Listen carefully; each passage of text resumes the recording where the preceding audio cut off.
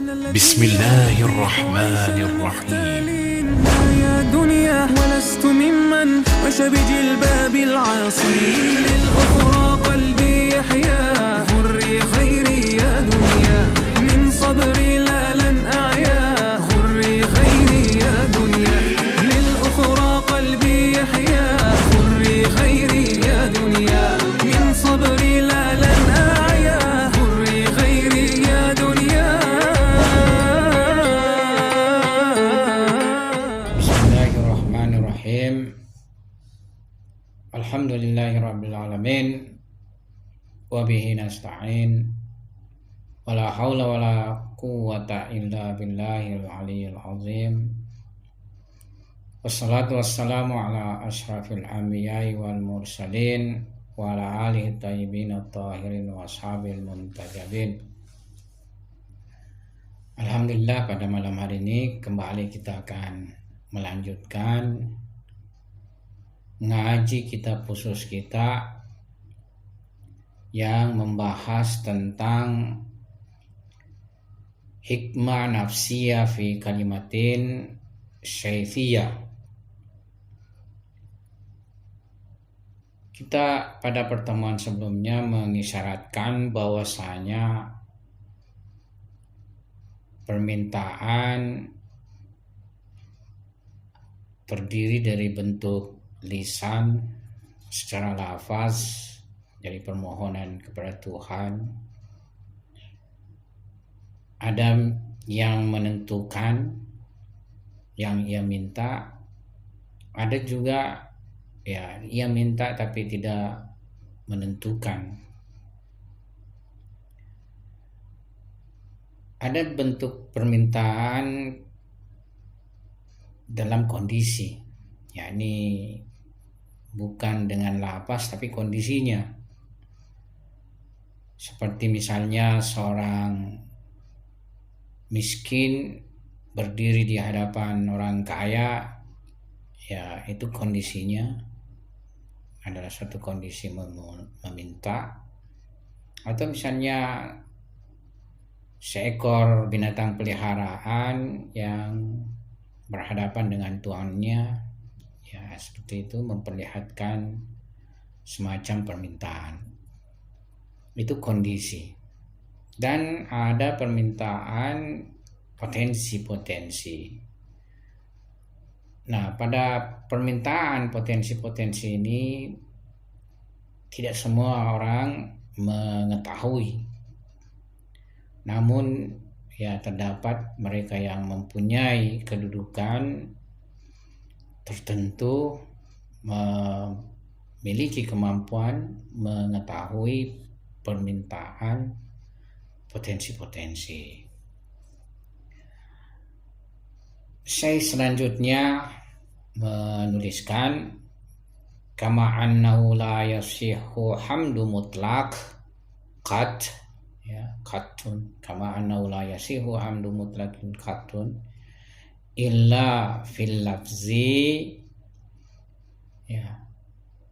Jadi sebagaimana bahwasanya tidak sahih, tidak benar pujian mutlak itu sama sekali kecuali di dalam lafaz.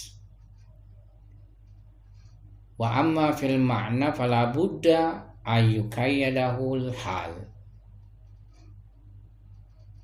Akan tetapi di dalam makna, yakni pujian makna, maka tidak ada jalan lain kondisi yang mengkaitkannya,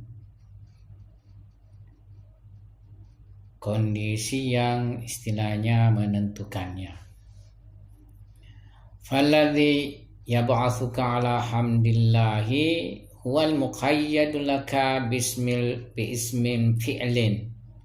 Jadi yang membangkitkanmu atas pujian terhadap Allah adalah yang tertentu bagimu dengan suatu nama perbuatan atau bi ismin tansihin, dengan suatu nama penyucian. Jadi pujian secara mutlak itu tidaklah benar kecuali dalam lafaz. Karena pujian dalam makna akan dipredikasikan dengan kondisi pujian, akan dihubungkan dengan kondisi pujian. Olehnya sesuatu yang membangkitkan kita atas pujian kepada Tuhan itu membatasi kita dengan nama suatu perbuatan ataukah dengan nama suatu penyucian. Dalam artian hingga suatu kondisi dalam berhadapan salah satu dari dorongan-dorongan internal yang merupakan manifestasi dan tajalli nama-nama serta sifat-sifat ilahi itu tidak menyebabkan perubahan kondisi-kondisi kalbu. Ya. Jadi selama tiada suatu kondisi ini, ya, maka itu tidak akan menyebabkan perubahan kondisi-kondisi kalbu. Maka pujian pun ya tidak akan keluar dari mulut si pemuji. Ada sesuatu di dalam diri yang menjadi dorongan, pendorong, di mana itu merupakan manifestasi dan tajalli nama-nama serta sifat-sifat ilahi. Misalnya seorang kondisinya sakit, nama Syafi Tuhan bertajalli pada dirinya, nama penyembuhan Syafi memberi kesembuhan bertajalli pada dirinya sehingga ia meminta, ya, ia terdorong meminta kesembuhan. Atau misalnya ketiadaan sesuatu, misalnya taruhlah ketiadaan uang, ya. Nah, ini di dalam dirinya bertajalli ya nama Ar-Razik Tuhan, Maha Pemberi rezeki Tuhan, sehingga mendorong dirinya untuk memohon kepada Tuhan diberi rezeki. Ya. Nanti ada tajalli nama-nama serta sifat-sifat ilahi ini, maka pujian pun akan keluar dari mulut si pemuji. Demikian pula ucapan, ya, jadi maksudnya tadi itu ada kondisi ya, tajalli, ya, nama dan sifat ilahi terkait masalah memuji kepada Tuhan. Nikmat datang pada sang hamba, segala bentuk nikmat, ya, nikmat maknawiyah, nikmat materi, dan sebagai nikmat-nikmat inilah yang mendorong dia untuk memuji Tuhan. Ya. Nah, demikian pula ucapan dalam permintaan yang terbatasi dalam makna pujian dan permintaan, namun dapat diutarakan dalam lafaz secara mutlak. Jadi pujiannya itu dia tidak bisa istilahnya dalam bentuk mutlak. Kenapa? Karena pasti salah satu nama atau sifat ilahi yang bertajalli pada diri. Kan tidak keseluruhan itu tertampung pada diri, tapi dia partikular, ya. Karena itu ia juga hasil dari tajalli suatu nama tertentu. Dan karena nama inilah sehingga pujian tidak bersifat mutlak. Ya. Tapi kalau di dalam lafaz, ucapan itu bisa dilakukan secara mutlak. Seperti kita ya mengatakan segala puji bagi Allah atas segala kondisi. Ya, ini mutlak karena mencakupi segala kondisi. Segala puji bagi Allah atas segala kondisi. Tapi pada diri kita yang terjadi adalah kondisi-kondisi tertentu. Kondisi sakit kan misalnya, kondisi sehat misalnya kan. Kondisi sehat ya nama ilahi misalnya assalam, keselamatan ya. Nah, dengan itulah maka kita terdorong memuji Tuhan, tapi terhubung dengan nama ini ya, bukan secara mutlak. Kalau secara mutlak ya mestinya juga semua nama-nama ilahi.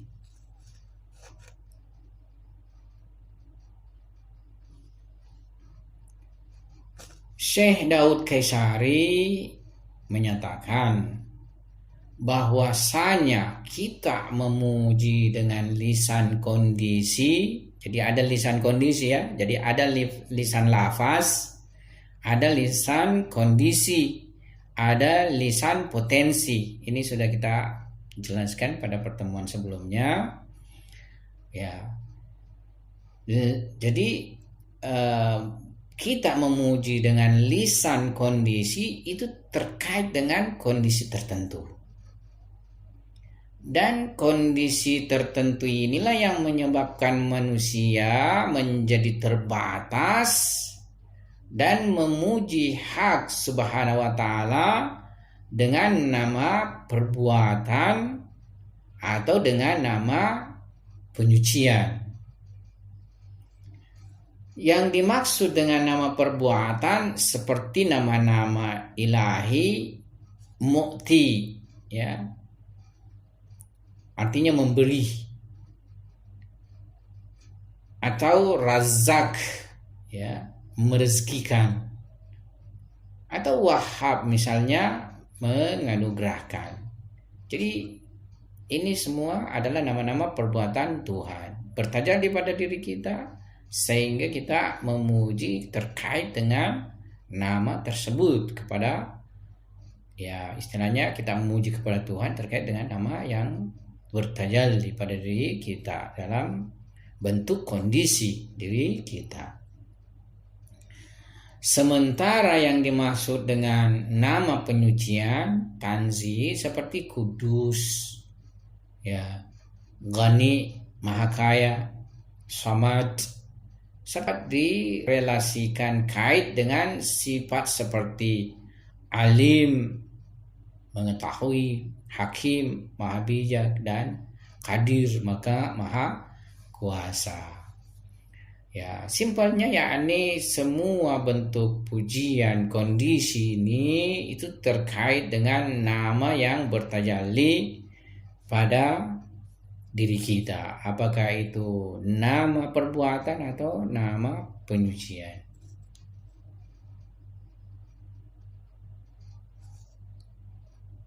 Selanjutnya saya menuturkan wal istidadu minal abdi la yash'uru bihi sahibuhu wa yash'uru bil hali li'annahu ya'lamul ba'itha wa huwal halu fal istidadu akhfa soalin. Nah, ini kita akan memasuki pembahasan ya nanti yang bersifat apa istilahnya terkait masalah qadar.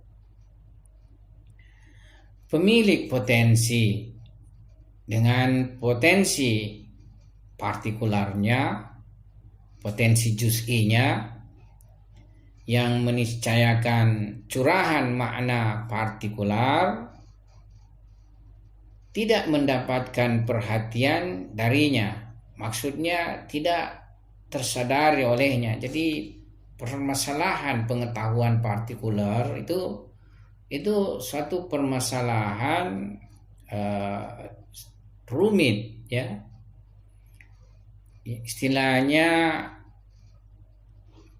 ia adalah kalau di dalam kehidupan kita ini pengetahuan bersifat partikular itu kan muncul ketika setelah teralami. Ya, setelah kita alami baru dia menjelma sebagai sebuah pengetahuan niscaya bagi kita. Pengetahuan partikular, tapi pengetahuan yang global ya bisa saja misalnya kita mempunyai pengetahuan terhadapnya ya, tapi detailnya itu sulit. Misalnya begini, salah satu contohnya ya, kita bekerja sebulan ya, dan berakhirlah istilahnya bulannya, kita akan diberikan esoknya upah kita. Nah, kita sudah tahu globalnya itu bahwa kita akan diberi upah kita esoknya. Tapi detailnya bahwa jam berapa kita akan diberikan, bahkan lebih detail lagi menitnya kita akan diberikan, itu susah kita ketahui. Ini mendekatkan saja ya permasalahan. Jadi pengetahuan sampai sedetail-detailnya itu sangat susah. Ya. Jadi pemilik potensi dengan potensi partikularnya yang meniscayakan curahan makna partikular tidak mendapatkan perhatian darinya, maksudnya tidak tersadari olehnya sebab tersembunyi. Sementara informasi dan kesadaran terhadap potensi hanya layak bagi mereka yang telah sampai pada puncak kesempurnaan, kaum kumal, maksudnya orang sempurna, manusia sempurna, bukan bagi pemula dalam suluk dan bukan bagi pemilik kedudukan pertengahan. Jadi hatta orang-orang yang sudah sampai kedudukan pertengahan pun belum sampai bisa menjangkau pengetahuan partikular yang detail ya. Pemilik kondisi atau hal hanya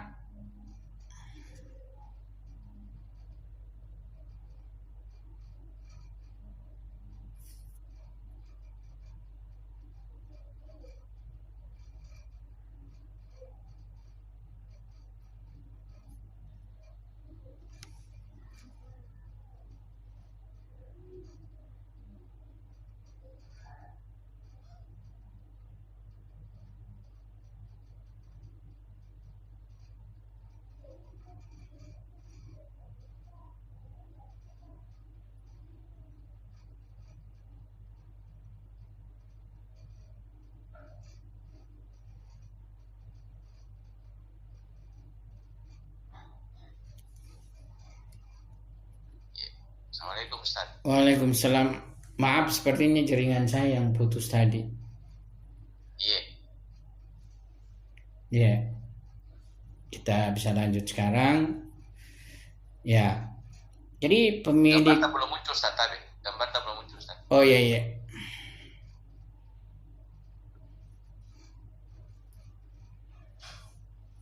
Ya, jadi Recording in progress. ya kita lanjut. Jadi pemilik kondisi atau hal hanya menyadari dan mengetahui kondisi dirinya serta mengetahui bahwa penyebab permintaan adalah kondisi ini. Jadi pemilik kondisi hal itu hanya menyadari dan mengetahui kondisi dirinya ya, serta mengetahui bahwa penyebab permintaan adalah kondisi ini. Jadi dia sudah mendapatkan kondisi dan ia mengetahui bahwa ya yang membuat ia mendapatkan kondisi ini tiada lain adalah suatu potensi. Olehnya atas dasar potensi itu ia berdalil dan berkesimpulan. Dan karena potensi adalah perkara tersembunyi, maka permintaannya juga seperti potensi tersebut adalah tersembunyi.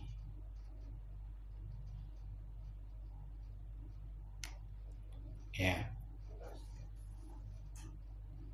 Nah, selanjutnya Syekh menuliskan wa innama yamna'u haula'i minas suali ilmuhum bi annallaha fihim sabiqata qada'in. Ya, ini pembahasan yang sudah memasuki lebih berat lagi. Kita akan memasuki pembahasan qada dan qadar nantinya. Kelompok pemohon ini dengan lisan kondisi dan potensi berdasarkan ilmu mereka terkait hak mereka, bahwa hak Subhanahu wa Ta'ala telah memberi ketetapan terdahulu atas wujud mereka.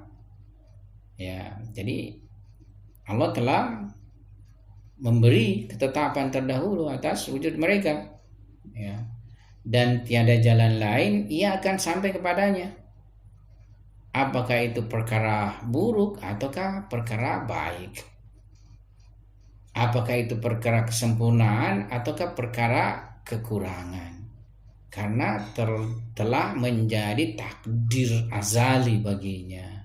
Nah, disinilah terkadang terjebak kita memahami pandangan urapa Jabariyah.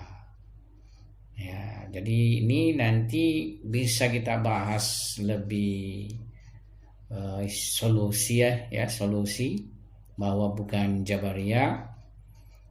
Itu nanti ketika masuk pembahasan ada yang disebut dengan pembahasan sirrul qadar dengan sirrul qadar. Sirrul qadar. Nah, jadi karena mereka sudah memahami demikian bahwa hak Subhanahu wa Ta'ala telah memberi ketetapan terdahulu atas wujud mereka, maka inilah mencegah mereka dari permintaan pengucapan atau lafaz. Jadi karena permintaan potensi, ya, permintaan hal, kondisi dan permintaan potensi itu ya sudah terdahulu, ya.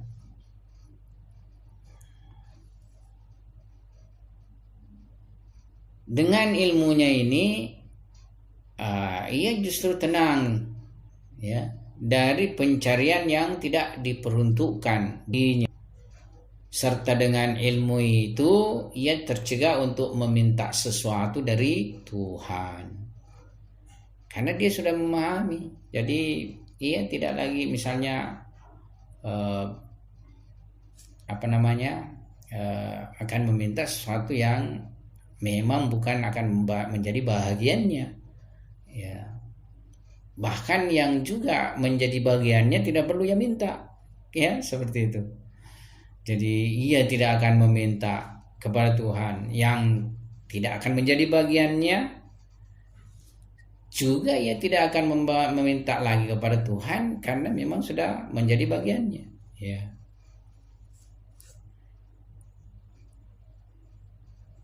Nah, Syekh mengatakan, aku mengenal sekelompok dari para wali yang lisan mereka tertutup dari meminta. Ya. Nah, mereka ini sendiri, ya, menyediakan wadah mereka untuk menerima apa yang tercurah pada mereka, serta sesungguhnya mereka telah kehilangan diri-diri berserta keinginan-keinginannya. Jadi fahum kada hayyau mahallahum likabuli ma yarid minhu wa kada gabu an nufusihim wa agradihim, ya. Jadi mereka, ya, menyediakan wadah, yakni kapasitas diri mereka untuk menerima apa yang tercurah pada mereka, dan mereka sudah tidak lagi punya perhatian terhadap mereka sudah kehilangan, ya, perhatian terhadap diri-diri beserta keinginan-keinginannya. dalam artian mereka sibuk dalam penyucian wadah diri. Jadi sibuk dalam penyucian wadah diri, yakni kalbu, ya, ruh, serta penyucian dari segala aspek yang berhubungan dengan keterikatan yang bersifat fana. Tentu dunia, keterikatan terhadap dunia yang bersifat fana dan bersifat fana dan sirna, sehingga jiwa mereka menjadi suci dan menemukan cahaya terang ilahi. Dengan kesucian itu, realitas hakikat-hakikat tersingkap dalam kalbunya. Ya, ini kalau kita mau sederhanakan, yakni karena mereka sudah memahami realitas demikian, bahwa apa yang tidak menjadi bagiannya Tuhan tidak akan berikan, dan apa yang menjadi bagiannya tentu Tuhan akan berikan, sehingga mereka tidak lagi punya perhatian terhadap diri mereka serta keinginan-keinginan yang mempunyai keterikatan terhadap sesuatu yang fana dan sirna.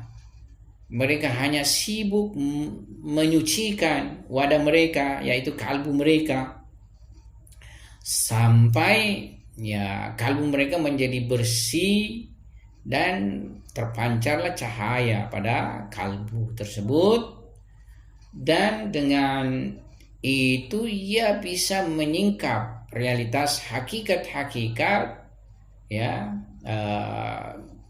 jadi tersingkap hakikat itu dalam kalbunya. Jadi cermin ini kan, kalbu kita ini kan ibarat cermin. Sebenarnya banyak sekali realitas ini, cuma karena kalbu kita tertutup sehingga tidak menyaksikan realitas-realitas tersebut, tidak terpancar realitas tersebut di dalam cermin kalbu kita. Tapi kalau kalbu bersih, maka akan terpancarlah semua realitas-realitas tersebut. Rahasia-rahasia yang tersembunyi itu akan tersaksikan oleh kalbu.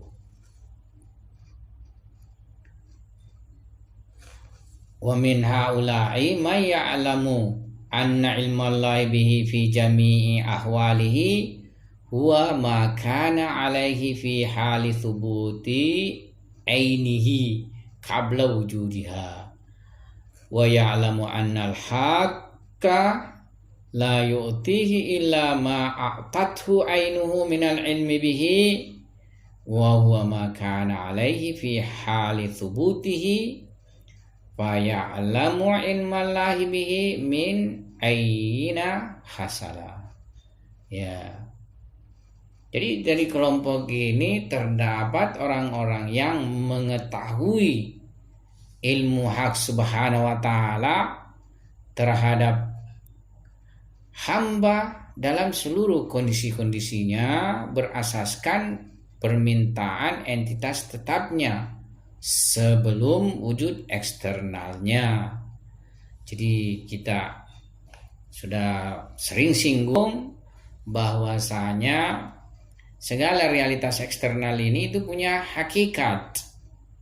Jadi realitas luar ini tiada lain rakikat namanya dari hakikat tersebut.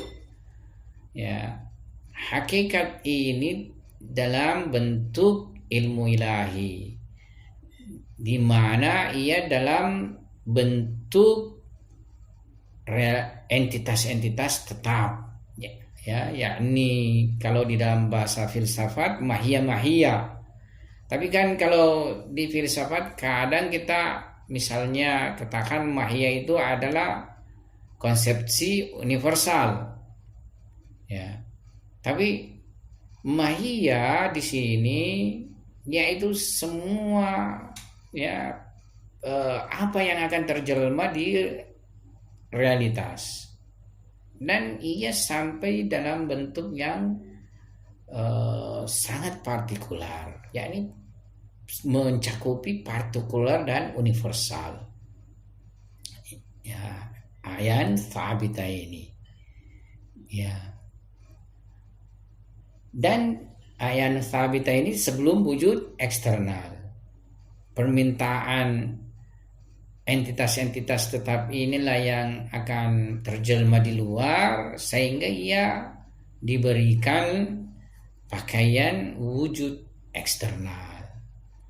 Jadi kalau seorang misalnya manusia, dia mempunyai entitas tetap, di mana dia mempunyai apa istilahnya, entitas tetapnya itu mempunyai permintaan supaya ia terwujud di luar, ya, maka ia pun mendapatkan pakaian wujud setelah terwujud di luar dengan berbagai, ya, istilahnya perjalanan keeksistensiannya, baik itu sifat-sifat maupun perbuatan-perbuatan, ya.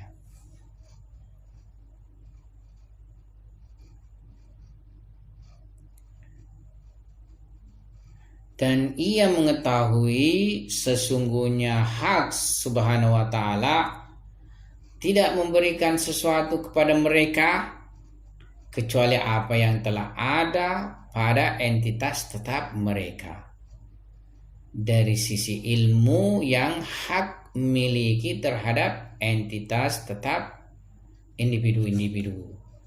Ya, jadi mereka mengetahui, ya, bahwa Tuhan itu tidak akan memberikan sesuatu pada mereka, ya, kecuali apa yang telah ada pada entitas tetap mereka, ya.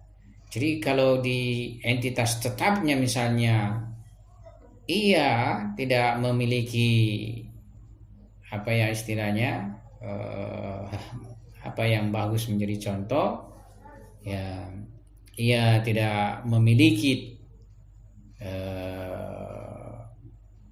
katakanlah kekuasaan, ya, ia tidak memiliki kekuasaan, tidak misalnya sebagai seorang penguasa, ya, maka ia tidak akan mendapatkan itu wujudnya di luar, ya. Olehnya kelompok ini mengetahui ilmu ilahi dari mana dihasilkan tentangnya.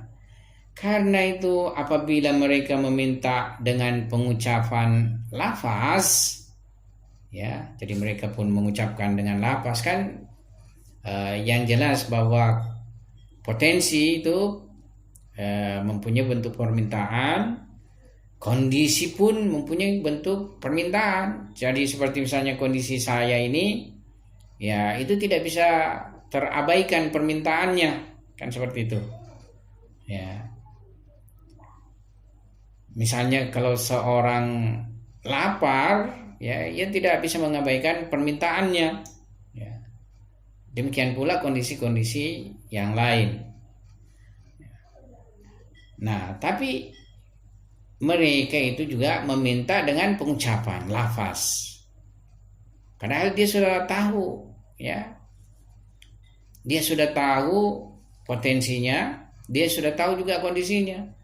Tapi mengapa mereka juga masih meminta dengan pengucapan? Nah, itu dikarenakan mereka semata-mata menjalankan perintah Tuhan dan menjalankannya sebagai hamba yang bersyukur. Jadi mereka meminta karena menjalankan perintah Tuhan, dan mereka meminta karena mereka sebagai hamba yang bersyukur. Jadi kalau mereka mengucapkan permintaan, ya, pada dasarnya itu karena perintah Tuhan, ud'uni astajib lakum, ya. Jadi mintalah padaku, niscaya aku akan perkenankan padamu, ya. Jadi istilahnya dia menjalankan, ya, permintaan perintah ilahi supaya hamba itu meminta juga dengan pengucapan. Makanya kita akan melihat misalnya doa-doa dari para anbiya, permintaan-permintaan, ya, doa-doa dari para anbiya. Demikian pula para wali-wali ilahi, kita lihat para ma'sumin, ya, para a'immah alaihimussalam, itu kita akan lihat, ya, bentuk permohonan dan permintaan secara lafaz.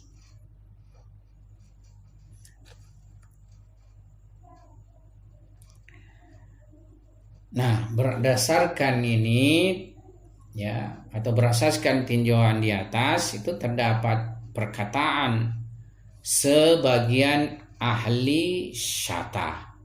Nah, ini ahli syatah, jadi ada disebut ahli syatah, sathiyat kalau jamaknya, sathiyat, ya. Nah, saya akan jelaskan dulu syatah itu sesuai makna lugawinya adalah tumpah keluar atau meluap. Seperti kalimat atau perkataan air laut meluap airnya. Air laut meluap airnya, yakni keluar ketika penuh. Dengan itu terdapat ungkapan-ungkapan syatah dari beberapa sufi ketika kondisi mabuk dominan pada dirinya. Ya, mabuk di sini tentu bukan mabuk hasil minum, ya. Seperti misalnya, ya, ucapan mereka, Maha suci aku. Ya, jadi dia mengatakan Maha suci aku, alangkah agung kedudukanku. Nah, ini terkenal perkataan dari Bayazid Bastami. Atau misalnya ucapan, ya, tidak ada seorang pun di hadapanku selain Allah Subhanahu wa taala. Ya. Atau ucapan sesungguhnya Allah menghaluskan dirinya dan menamakannya hak, dan mengkasarkan dirinya maka menamakannya khalq. Ya, jadi ini beberapa bentuk ungkapan-ungkapan sufi, ya, yang disebut syatah. Jadi meluap keluar dari dirinya, tidak bisa lagi tertampung, tertahan, ya, karena ya, istilahnya mabuk itu dominan pada dirinya. Nah, ini juga ungkapan dari sufi syatah al-fakir, ya. Al-fakir tidak butuh kepada Allah Subhanahu wa taala. Ini bertentangan dengan filsafat Mullah Sadar, karena wujud fakir maka senantiasa butuh dan bergantung pada Allah Subhanahu wa taala. Nah, sufi bilang al-fakir, yakni miskin, ya, fakir, tidak butuh kepada Allah Subhanahu wa taala. Bisa juga mungkin maksudnya al-fakir saya ini. Saya yang al-fakir ini tidak butuh kepada Allah Subhanahu wa taala. Luar biasa kan ungkapan syatah. Kalau ahli syariat itu tidak bisa menanggung ungkapan seperti ini. Ya, ahli syariat, ya, dia tidak bisa menanggung karena ini kan ucapan, ya, tentu bertentangan dengan perspektif ahli syariat. Bayangkan al-fakir tidak butuh kepada Allah Subhanahu wa taala, ya. Inilah pengertian bahwa sufi bukan makhluk. Ya, jadi ada pendekatan, ya, dari ungkapan ini. Inilah pengertian bahwa sufi bukan makhluk, sebab penciptaan adalah suatu sifat dari sifat takwini, dan dalam tingkatan perbuatan-perbuatan azali dan abadi, ya. Sementara ciptaan adalah ketiadaan. Ya, jadi kita ini adalah ketiadaan sebenarnya. Ya. Dalam artian kita ini bukan satu wujud benar-benar wujud hakiki dalam perspektif urafa. Ya, kita ini, ya, wujud majazi. Wujud hakiki itu hanya hak Subhanahu wa taala. Jadi sementara ciptaan adalah ketiadaan, dia bukan ada hakiki. Sebab sebelumnya tiada sesuatu pun mewujud kecuali Tuhan. Jadi sebelumnya tiada mewujud kecuali Tuhan. Itu ada riwayat misalnya kanallahu walam yakun ma'ahu, kalau tidak salah begitu. Jadi Allah ada tapi tidak ada sebelumnya bersamanya. Menurut Urapa sekarang pun tidak ada bersamanya. Ya, sekarang pun tidak ada yang bersamanya. Dalam artian bersama di sini seperti misalnya saya dan seseorang yang lain bersama, ya, mempunyai kesetaraan dari aspek kewujudan itu, istilahnya taala seperti itu ya. Ya, tapi hak Subhanahu wa taala selamanya sendiri dari dimensi kehakikian eksistensi, ya, kewujudan. Makanya tidak ada yang bersama dengannya. Nah, adapun bentuk relasi antara Tuhan dan Masiwala, jadi hubungan antara Tuhan dan Masiwala, ya, tiada lain dia dan sisi itu sendiri, tiada lain dia dan sisi itu sendiri.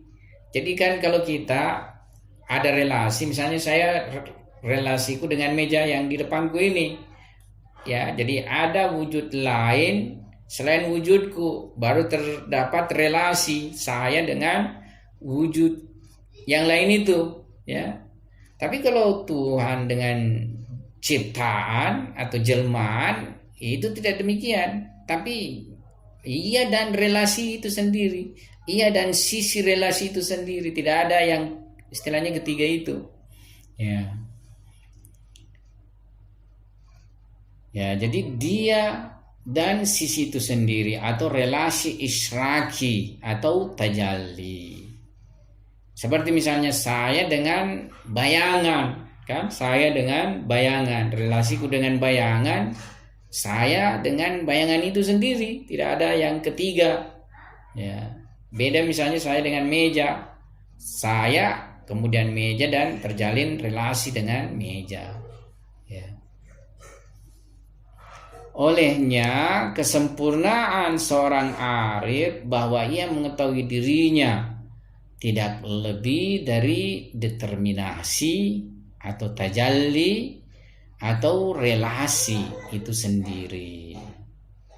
Selanjutnya wa ma thammata sinfun min ahlillah a'la wa akshafa min hadha sin fahumul waqifuna ala sirril qadar.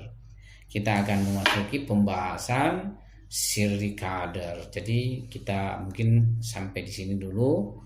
Kita ya istilahnya memasuki suatu pembahasan yang berhubungan masalah sirri qadar, rahasia qadar, ya. Jadi di dalam pembahasan apa istilahnya itu takdir ilahi, ya, qada dan qadar. Pendekatan teologi kan ada kelompok Jabariyah, ada kelompok Tafwid, dan kelompok Imamiyah, ya. Itu tiga tinjau dalam permasalahan takdir Allah Subhanahu wa taala. Saya pikir sampai di sini kita punya pertemuan. Semoga kita bisa melanjutkan kajian kita. Wabillahi taufiq wal hidayah. Assalamualaikum warahmatullahi wabarakatuh.